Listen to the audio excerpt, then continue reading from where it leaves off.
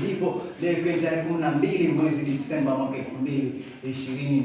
Mtazamaji, ndipo na unastahili kuwepo katika sebuleni mwako. Karibu tukujuze habari za kuaminika na maabara ya utangazaji na uchanganuzi wa masuala mbalimbali. Leo tutaweza kuchanganua kuhusu swala la kijana Mkristo.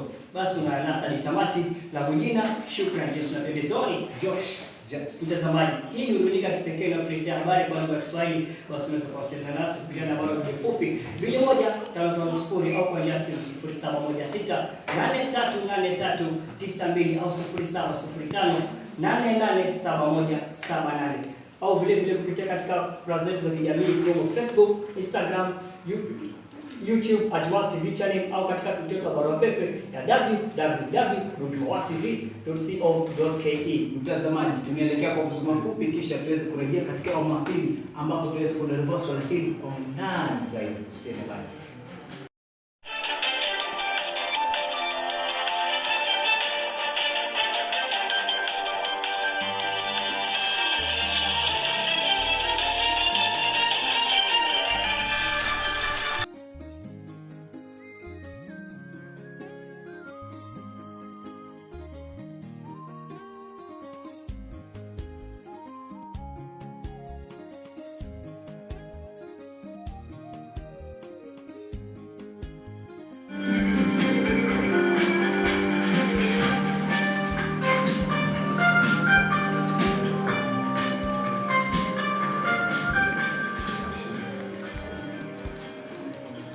Karibu tena mtazamaji katika kipindi chetu cha 3 ambapo tutaweza kujadili, je, ni vigezo gani kijana Mkristo anafaa kuwa navyo ili aweze kuwa Kristo kamili? Endelea kutuma jumbe zako kupitia nambari ya 2100.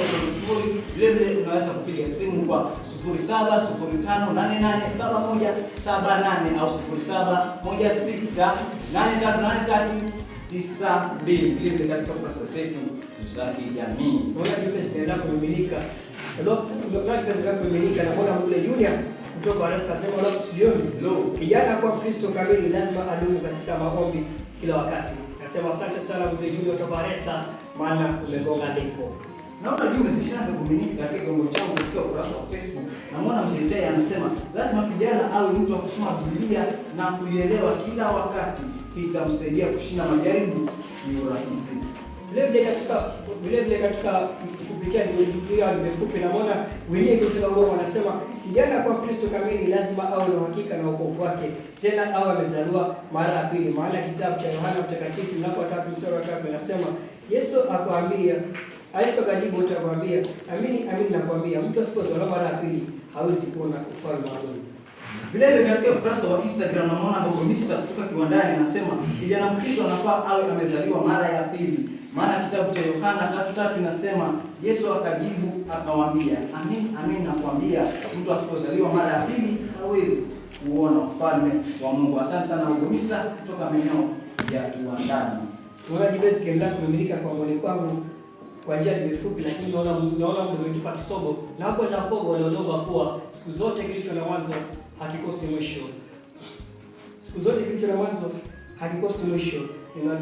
Ninataka Christmas njema na mwaka mpya wenye mafanikio, na nasema karibu tena katika kipindi chetu wakati ujao mwezi wa 4 majaliwa katika kipindi chetu kitakacho mwanga wa jamii. Na shukrani James atungana na Josh James.